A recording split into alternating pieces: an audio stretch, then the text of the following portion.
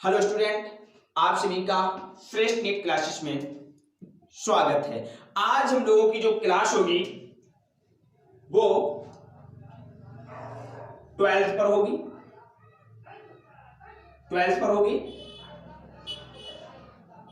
है ना।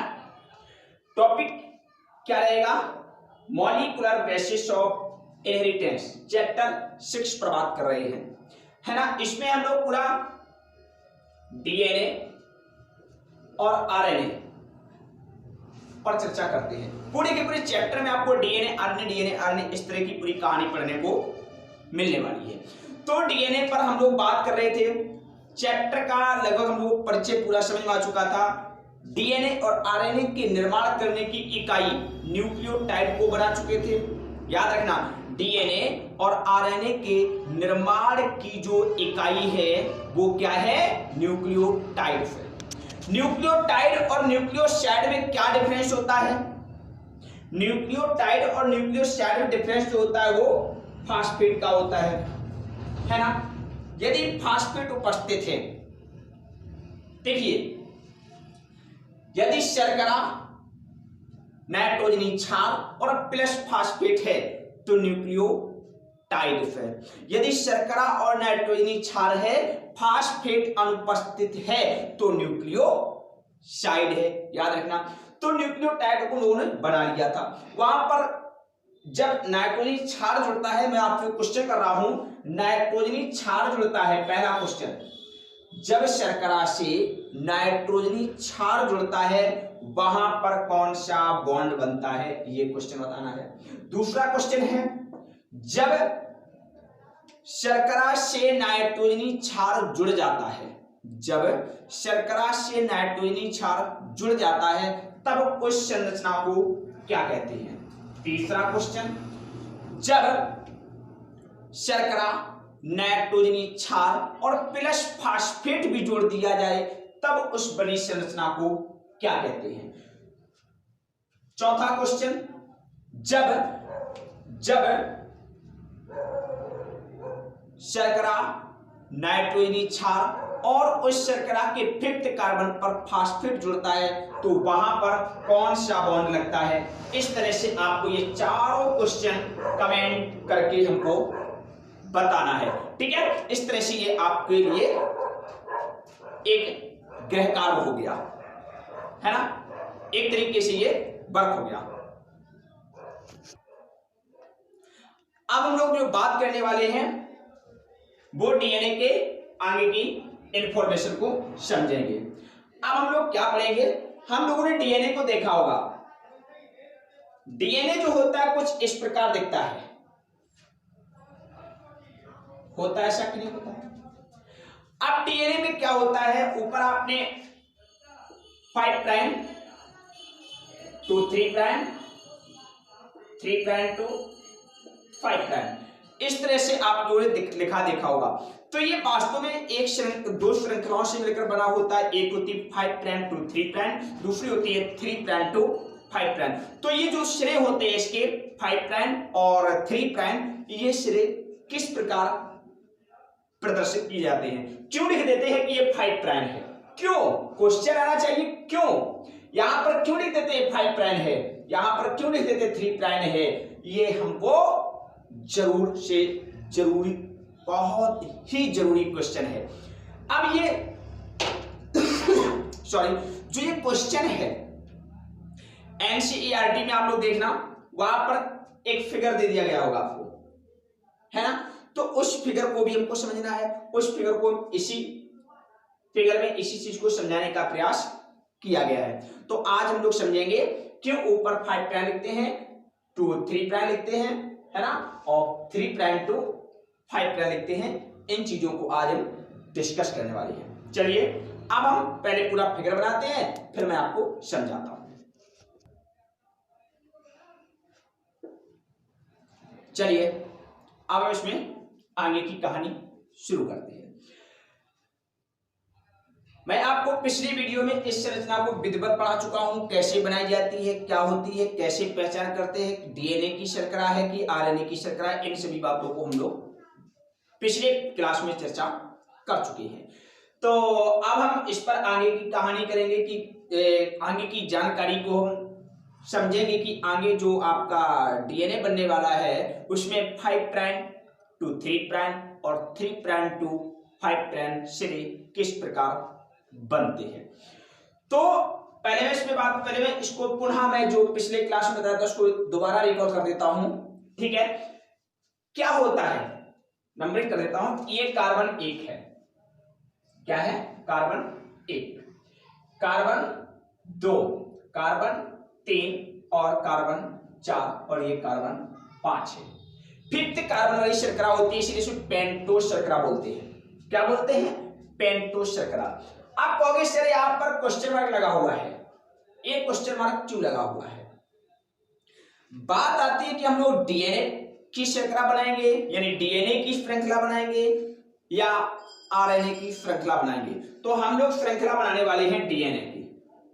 किसकी श्रृंखला बनाने वाले हैं, डीएनए की। और जब डीएनए की श्रृंखला बनाते हैं, याद रखना, जब डीएनए की श्रृंखला बनाते हैं तब यहां पर प्लेन हाइड्रोजन होता है। जब डीएनए की श्रृंखला बनाते हैं तब यहां पर प्लेन हाइड्रोजन होता है।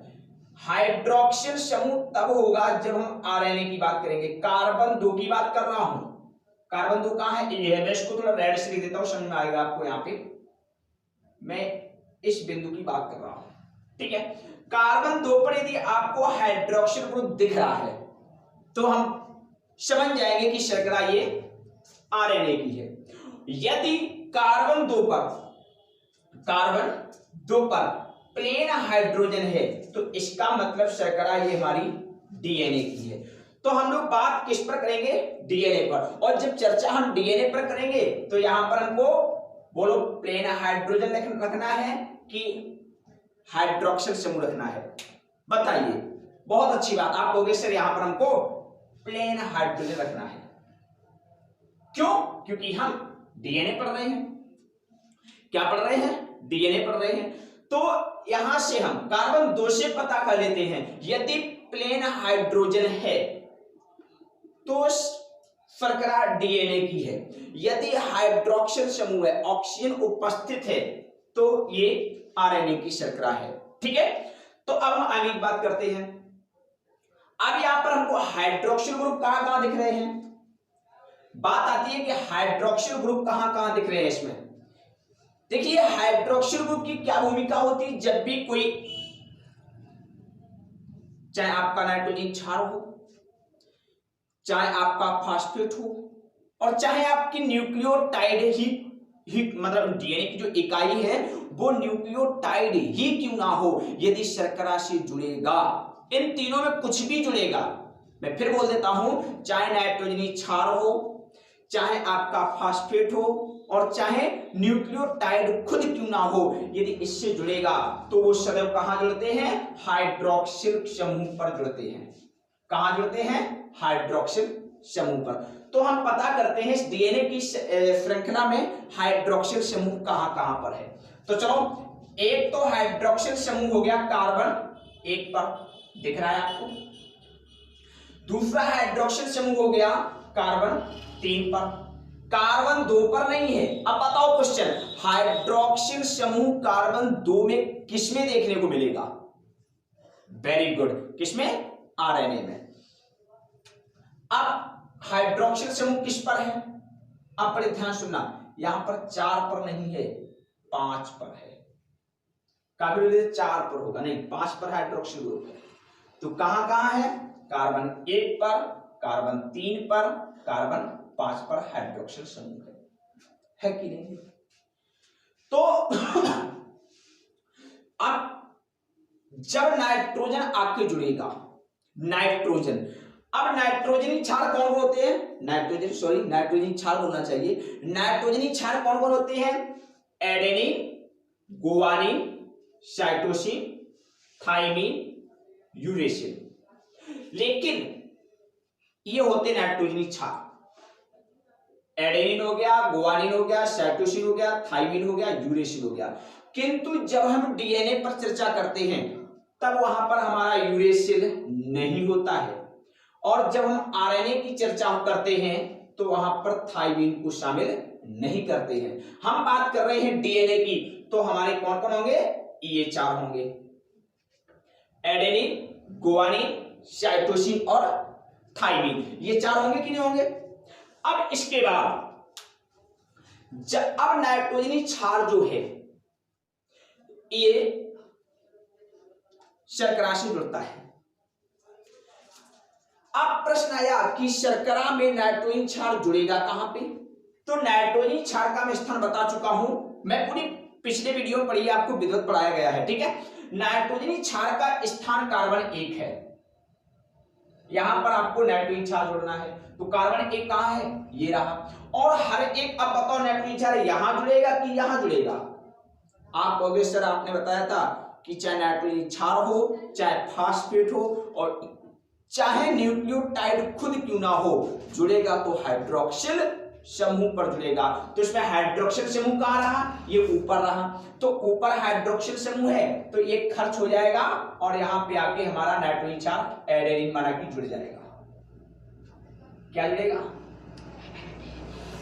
एडेनिन मैंने जोड़ दिया एडेनिन, यही तो होते 4 कि नहीं होते, एडेनिन जोड़ दिया हमने। अब एडेनिन जुड़ने के बाद संरचना क्या कहलाएगी। अब इस संरचना में 2 चीजें हैं, क्या क्या है, एक तो शर्करा है, पेंटोस शर्करा है। पेंटोस शर्करा क्यों कहा, क्योंकि 5 कार्बन वाली है। डीएनए बनाए तो उसको डीऑक्सीराइबोस शर्करा भी बोल सकते हो, याद रखना। तो शर्करा है, और क्या है, नाइट्रोजनी क्षार है, नाइट्रोजनी क्षार है। तो क्या बन गया, संरचना क्या कहलाएगी, संरचना कहलाएगी न्यूक्लियोसाइड। क्या कहलाएगी, न्यूक्लियोसाइड। तो हमने न्यूक्लियोसाइड को बना लिया, किंतु अभी हमको पता है कि जो डीएनए और आरएनए के निर्माण की जो इकाई है, डीएनए और आरएनए के निर्माण की जो इकाई है वो न्यूक्लियोसाइड तो है नहीं, वो न्यूक्लियोटाइड है, लेकिन अभी बना तो साइड है। टाइड कैसे बनेगा, अब हमको पता है। अब देखो, अब न्यूक्लियोटाइड कैसे बनेगा, जब न्यूक्लियोसाइड में, बड़े ध्यान से सुनना, जब न्यूक्लियोसाइड में फास्फेट समूह और जोड़ देंगे, किसको जोड़ देंगे, फास्फेट समूह को, तो संरचना बन जाएगी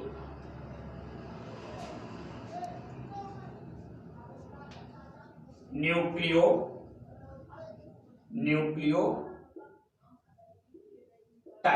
संरचना क्या बन जाएगी, न्यूक्लियोटाइड संरचना बन जाएगी। यानी कहने का मतलब है कि अब फास्फेट जोड़ना पड़ेगा हमको। कहने का मतलब क्योंकि बनाना हमको क्या है, डीएनए और आरएनए की इकाई जो है वो क्या है, न्यूक्लियोटाइड। तो अभी तो बना है न्यूक्लियोसाइड, तो बनाओ न्यूक्लियोटाइड। तो न्यूक्लियोटाइड बनाने के लिए क्या करना पड़ेगा, न्यूक्लियोटाइड बनाने के लिए न्यूक्लियोसाइड में फास्फेट जोड़ना पड़ेगा। अब फिर क्वेश्चन आया, फास्फेट कहां जोड़ेंगे, तुमने कहा सर फास्फेट हाइड्रोक्सिल समूह पर जोड़ेंगे, तो हाइड्रोक्सिल समूह कहां अब शेष बचा है। अब हाइड्रोक्सिल समूह कार्बन 3 पर है और कार्बन 5 पर है। देखो ना, कार्बन 3 पर हाइड्रोक्सिल समूह है और कार्बन 5 पर हाइड्रोक्सिल समूह है, और कहीं है नहीं, है कि नहीं है, नहीं है। तो अब यहां पर हम अब फास्फेट जोड़ेगा, हाइड्रोक्सिल समूह तो 2 है, फास्फेट जोड़ेगा, तो फास्फेट जोड़ने का स्थान निर्धारित है 5th कार्बन पर। चलो, और जब कोई चीज आपकी जुड़ेगी, चाहे फास्फेट जुड़े, चाहे नाइट्रोजन क्षार जुड़े, चाहे फास्फेट जुड़े, चाहे नाइट्रोजन क्षार जुड़े, वहां पर हाइड्रोक्सिल समूह खर्च हो जाता है, तो यहां पर हम जोड़ देते हैं फास्फेट। चलो, अब संरचना क्या हो गई, कहोगे अब तो बन गया सर न्यूक्लियोटाइड। बना कि नहीं बना न्यूक्लियोटाइड, बन गया न्यूक्लियोटाइड। कैसे बन गया, क्योंकि हमने न्यूक्लियोसाइड में फास्फेट जोड़ दिया है। किस कार्बन पर जुड़ा, विद कार्बन पर जुड़ा तो क्या संरचना कहलाएगी? न्यूक्लियोटाइड कहलाएगी। बना लिया न्यूक्लियोटाइड, ठीक है। एक चीज याद और रखना, मैं बता देता हूं, देखिए अब ये न्यूक्लियोटाइड किसका है? डीएनए का है कि आरएनए का है? ऑब्वियसली डीएनए का है। कैसे जाना? कार्बन 2 से जाना। बहुत अच्छे, चलो आगे देखते हैं।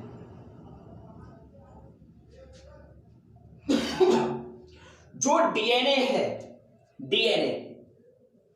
डीएनए का रासायनिक सूत्र क्या होगा?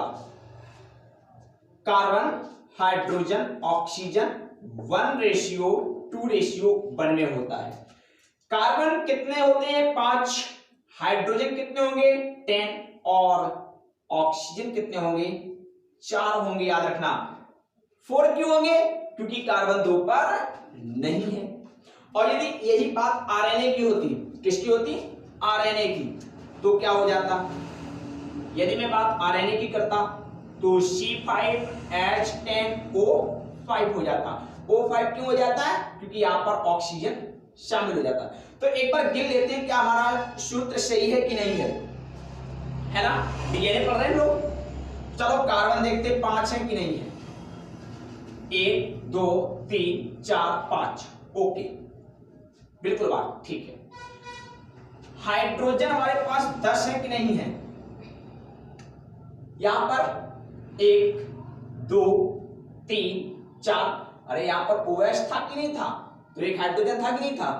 तो 1 2 3 4 5 6 7 2 9 है ना? और एक हाइड्रोक्सिल समूह वाला कितने हो गए? 10 हो गए। 10 कितने हो गए?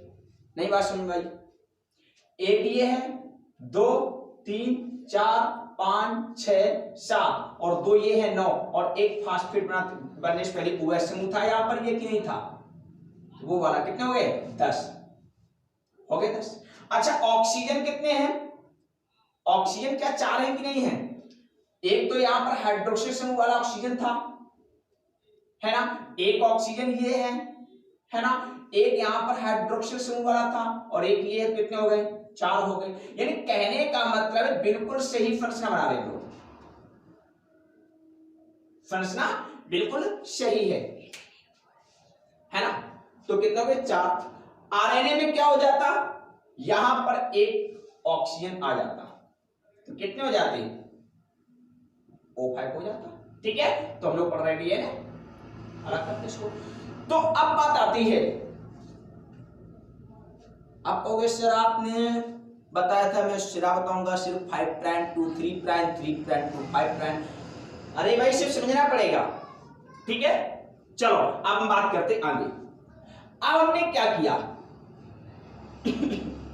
अब हमने क्या किया?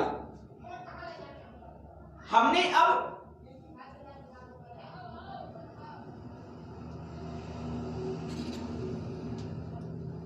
एक न्यूक्लियोटाइड बना लिया, न्यूक्लियोटाइड 1। अब दूसरा न्यूक्लियोटाइड ले। अरे भाई देखो, जब आपको एक दीवार बनानी होती है तो ऐसा तो है नहीं कि एक ईंट रख दो बन गई दीवार, ऐसे बनती नहीं। क्या करते हो? एक ईंट और रखते हो इस तरह से, है ना? फिर यहां पर एक ईंट और रखते हो इस तरह से,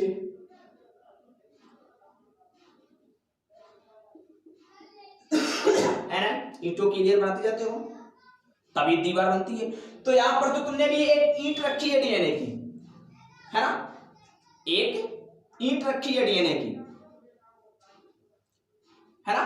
तुमको कई सारी ईंटें रखनी पड़ेंगी तब डीएनए बनेगा, यानी एक इकाई बना पाए। चलो बनाते हैं। तो अब दूसरा न्यूक्लियोटाइड बनाओ। चलो बनाते दूसरा न्यूक्लियोटाइड। समझो बड़े ध्यान से, दूसरा न्यूक्लियोटाइड किस तरह बनेगा?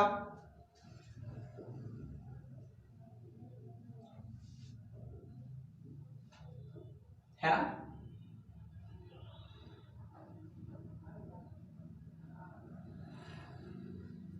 चलो बनाते हैं।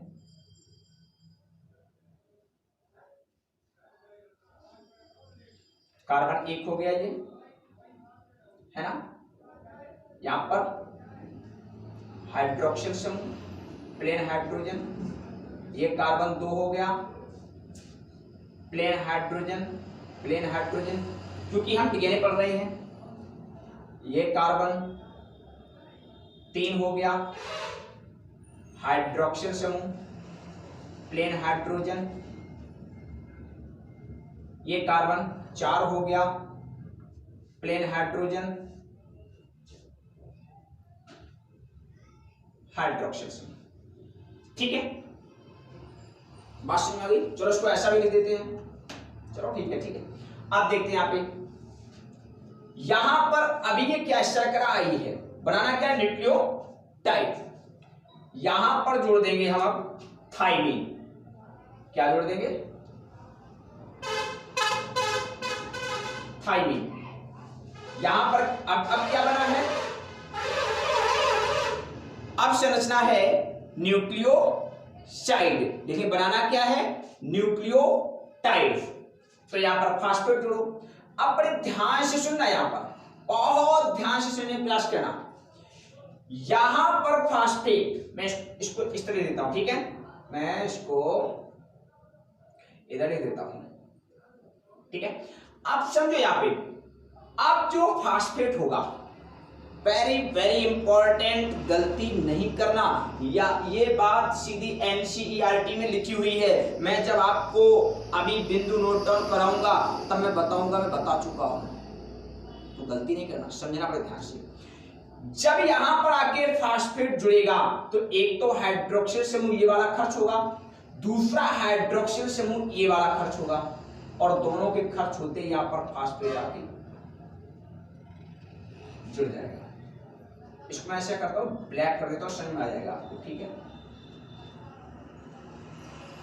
ये देखो, इसने क्या किया,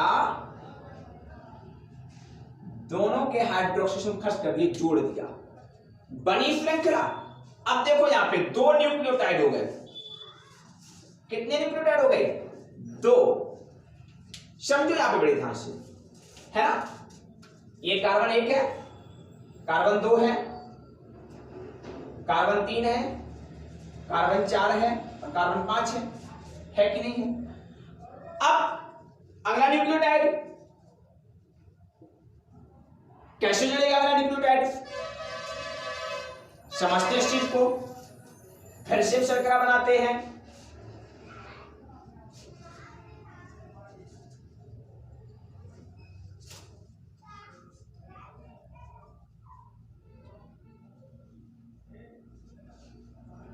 कार्बन 1 हो गया आपका, कार्बन 2 हो गया आपका, कार्बन 3 हो गया आपका, कार्बन 4 हो गया, OH समूह हो गया, प्लेन हाइड्रोजन, हाइड्रोक्सिल समूह, plain hydrogen, plain hydrogen, plain hydrogen, hydroxyl समूह, है ना। अब यहां पे क्या करेंगे हम लोग, एडेनिन हो गया, थाइमिन हो गया, अब जोड़ लेते हैं गुआनिन को। क्या जोड़ते हैं, गुआनिन को। अरे भाई नाइट्रोजन क्षार कितने होते हैं, adenine, thymine, guanine, cytosine. Uracil नहीं बोलना, यूरेसिल किस में आएगा, आरएनए में आएगा। आरएनए में क्या होता है, मैं लिख देता हूं, ये होती है आरएनए में नाइट्रोजन क्षार, ये होते हैं डीएनए की नाइट्रोजन क्षार। डिफरेंस कहां पे है ना। तो अब हमने क्या कर लिया, एडेनिन, थाइमिन, गुआनिन, 3 न्यूक्लियोटाइड जोड़ लिए। अब जब ये जुड़ेगा, अभी न्यूक्लियोसाइड है, अभी न्यूक्लियोटाइड नहीं बना है। अब जब न्यूक्लियोटाइड बनाएंगे तब क्या होगा, यहां पर फास्फेट आएगा, इस हाइड्रोक्सिल समूह को खर्च करेगा और इस हाइड्रोक्सिल समूह को खर्च करेगा, और यहां पर आ जाएगा फास्फेट, है ना।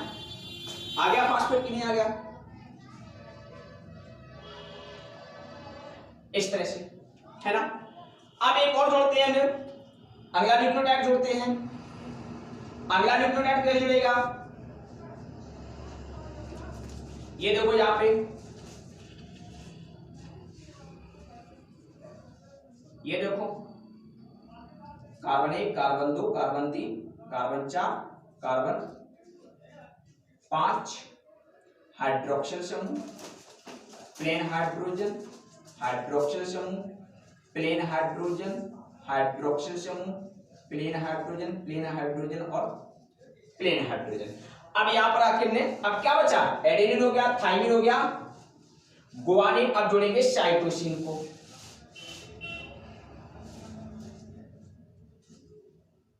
साइटोसिन हो गया, है ना। अब यहां पर जब फास्फेट करेगा, इसको खर्च कर देगा, इसको खर्च कर देगा, है ना। ये हो गया, बन गई संरचना। अब यहां पर ये न्यूक्लियोटाइड हो गया। एनसीईआरटी में दिया गया है, लेकिन समझना आपका काम है। एनसीईआरटी कई जगह पर सिलेबस है, एनसीईआरटी को समझते हुए पढ़ना है, रटना नहीं है, समझना है, पढ़ना है, ठीक है। अब क्या हुआ, अब समझो बड़े ध्यान से। ये एक पूरी श्रृंखला बन गई, बनी कि नहीं बनी। सबसे ऊपर वाला न्यूक्लियोटाइड, सबसे नीचे वाला न्यूक्लियोटाइड, इन दोनों पर ध्यान से देखना। न्यूक्लियोटाइड, इसमें स्वतंत्र सिरा कौन सा है, आप कहोगे सर स्वतंत्र सिरा कार्बन 5 वाला है। क्या है इस पर, फास्फेट। इसमें स्वतंत्र सिरा कौन है, आप कहोगे सर इसमें स्वतंत्र सिरा ये वाला है। किस कार्बन पर है, कार्बन 1 ये है, कार्बन 2 ये है। मैं इसको रेड से लिखता हूं, समझ में आ जाएगा आपको, छोटा फिगर है, कोई दिक्कत नहीं, समझते इसको। कार्बन 1 ये है, कार्बन 2 ये है, कार्बन 3 ये है, कार्बन 4 ये है और 5 ये है। तो यहां पर क्या हुआ, यहां पर देखिए बड़े ध्यान से, कार्बन 3 स्वतंत्र है, ये वाला हाइड्रोक्सिल समूह है, यानी यहां पर कोई भी न्यूक्लियोटाइड आपकी जुड़ सकता है। तो इसीलिए जो ये श्रृंखला बनती है हमारी, ये जो श्रृंखला बनेगी 5 प्राइम बोलेंगे, क्योंकि ऊपरी सिरा कार्बन 5 जो है वो स्वतंत्र है, और 3 प्राइम क्योंकि निचला जो सिरा स्वतंत्र है वो कार्बन 3 का है, तो इसीलिए 5 प्राइम टू 3 प्राइम होते हैं। अब दूसरी श्रृंखला इसी के विलोम बनेगी, और जब विलोम होगी तो वो कैसी होगी, वो होगी, अब मैं समझा देता हूं। यहां पे पूरा ये हो गया हमारा, ये इस तरह से जाएगी, है ना, जिसको हमने बोला है 5 प्राइम, ये मैं बता रहा हूं, टू 3 प्राइम। अब जो दूसरी बनेगी वो ठीक इसके विलोम होगी, यानी 5 प्राइम और 2 3 प्राइम। इस प्रकार से डीएनए में जो सिरे स्वतंत्र सिरे होते हैं वो क्या होते हैं, 5 prime to 3 prime, 3 prime to 5 prime. बात समझ में आ गई, कोई डाउट नहीं, है ना। तो हमको बात समझ आई, क्यों होता है 5 प्राइम, क्यों होता है 3 प्राइम, क्योंकि ये कार्बन 3 स्वतंत्र है और कार्बन 5 स्वतंत्र है, ठीक है। अब मैं यहां पर कुछ बिंदुओं को नोट डाउन करता हूं, आपको भी नोट डाउन करना है। चलिए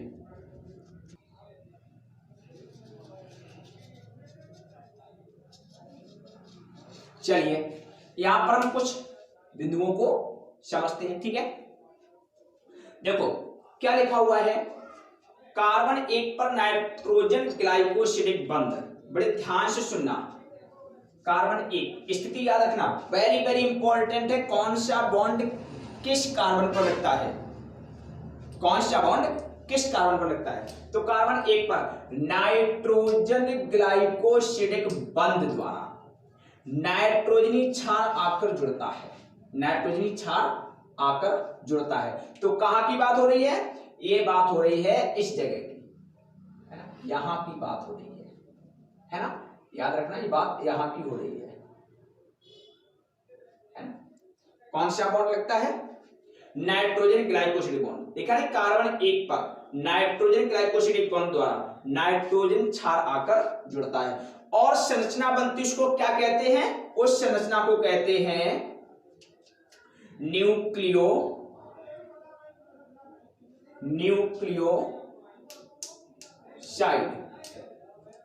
क्या कहते हैं, न्यूक्लियोसाइड। साइड कहते हैं। अब देखो दूसरा बिंदु क्या है, फिफ्थ कार्बन पर, यानी बात अब कहां की हो रही है, यहां की। यह है कार्बन 5, फास्फेट फास्फोएस्टर बंध, कार्बन 5 फास्फोएस्टर बंध क्या जुड़ रहा है, फास्फेट जुड़ रहा है ना। यहां पर क्या जुड़ रहा था, नाइट्रोजन क्षार जुड़ता है। तो अब कहां की बात हो रही है, यहां की बात हो रही है, याद रखना, ठीक है। अब इस संरचना को क्या कहेंगे, इसे हम बोलेंगे, इस संरचना को बोलेंगे न्यूक्लियोटाइड। क्या बोलेंगे, न्यूक्लियोटाइड।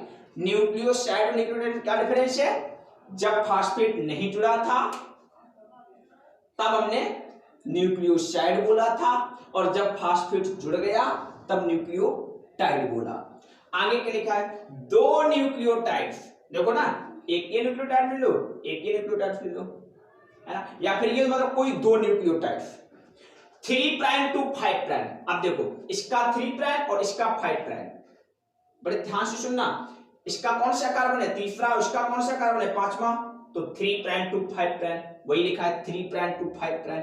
फास्फोडाइएस्टर बॉन्ड द्वारा जुड़ते हैं, वेरी वेरी इंपॉर्टेंट। अब यहां पर जो बॉन्ड बनेगा, यहां पर बात हो रही है 3 प्राइम टू 5 प्राइम में, उसको कहेंगे हम फास्फोडाइएस्टर बंध। क्या कहेंगे, फास्फोडाइएस्टर बंध, ठीक है, समझना बड़े ध्यान से, ठीक है। यहां पर भी फास्फोडाइएस्टर बॉन्ड लगेगा, यहां पर भी फास्फोडाइएस्टर बॉन्ड लगेगा, ठीक है। दो न्यूक्लियोटाइड्स आपस में जुड़कर, सॉरी कई न्यूक्लियोटाइड्स आपस में जुड़कर, देखो ना इस तरह से कई सारे जुड़ेंगे, मैंने आपको 4 जोड़ के बताए हैं, इस तरह से कई सारे जुड़ेंगे। मैंने क्या कहा था कि यदि एक दीवार का निर्माण करना हो तो कई सारी ईंटें जुड़ेंगी, ठीक है। कई न्यूक्लियोटाइड्स आपस में जुड़कर पॉली, अच्छा पॉली शब्द का मतलब होता है बहुत से, ठीक है, तो पॉली न्यूक्लियोटाइड श्रृंखला का निर्माण करते हैं। एक पॉली न्यूक्लियोटाइड श्रृंखला का निर्माण करेंगे कई न्यूक्लियोटाइड्स आपस में जुड़कर, है ना, याद रखना, पॉली न्यूक्लियोटाइड श्रृंखला, है ना, ये शब्द याद रखना। पॉलीन्यूक्लियोटाइड श्रृंखला का आधार क्या है, वेरी वेरी इंपॉर्टेंट, आधार क्या है, शर्करा व फास्फेट। देखो ना क्या है, शर्करा फास्फेट, शर्करा फास्फेट, शर्करा फास्फेट, शर्करा फास्फेट, क्या आधार है, शर्करा फास्फेट। कुछ नहीं रटना था, सब एनसीईआरटी में लिखा हुआ है, वही समझना था। तो यहां पर कहने का मतलब क्या है कि जो आधार है वो शर्करा व फास्फेट से मिलकर बना था। चलो एक दो बिंदु और नोट डाउन करते हैं। चलिए आप देखते हैं इसमें क्या लिखा हुआ है, समझते हैं। यहां पर वैसे मैंने इन बिंदुओं को शुरू में ही डिस्कस कर दिया था, ठीक है, जब मैं इस संरचना को बना रहा था तब आपको लगा, मैंने कहा था काफी लंबा समय गया था, तो मैं इसीलिए बता रहा था वहां पे, इसीलिए बता रहा था क्योंकि इस समय एनसीईआरटी में बढ़ रहे थे। अब इसलिए लिखा है कि आपको नोट डाउन करना है, भूलना नहीं है, ठीक है। चलो समझते इस बात को। अब हम ऐसा करते हैं, एक श्रृंखला को अलग बना लेते हैं, ठीक है, एक श्रृंखला को अलग बना लेते हैं, है ना, आपको समझने में आसानी रहेगी। चलो इधर बना लेते हैं, ये रहती है, ये रहा न्यूक्लियोटाइड, एक अलग बना लेते हैं, ठीक है।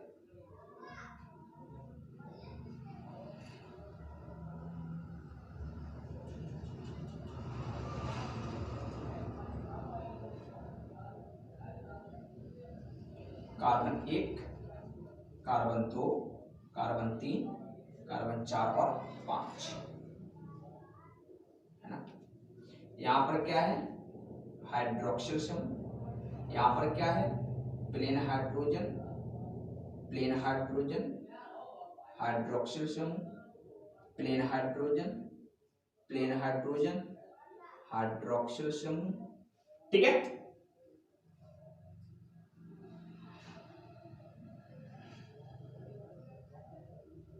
ठीक है, चलो अब देखते हैं यहां पर, यहां हम जोड़ देते हैं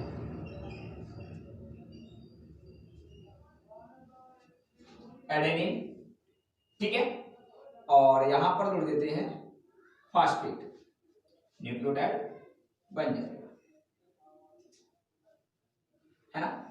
चलो अब देखो क्या होता है, अब लिखा है आरएनए के प्रत्येक न्यूक्लियोटाइड्स के, अब ये कार्बन 1 रहा, ये हमारा, ये कार्बन 2 रहा, ये कार्बन 3 रहा, ये कार्बन 4 रहा, ये कार्बन 5 रहा, और ये हमारा कार्बन 2 रहा। अब वो कह रहा है कि आरएनए के प्रत्येक न्यूक्लियोटाइड के 2 कार्बन पर अतिरिक्त हाइड्रोक्सिल समूह होता है। बिल्कुल सही बात है, ये देखो अतिरिक्त हाइड्रोक्सिल, यदि यहां पर मैं आरएनए की बात करता तो सभी जगह पर एक अतिरिक्त हाइड्रोक्सिल समूह होता,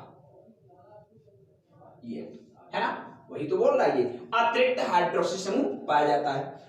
आरएनए में थाइमीन की जगह पर यूरेसिल होता है। जैसे यहां पर यदि श्रृंखला आरएनए की होती, अभी श्रृंखला आरएनए की नहीं है पूर्णता, क्योंकि यहां पर थाइमीन है, तो यहां पर हो जाता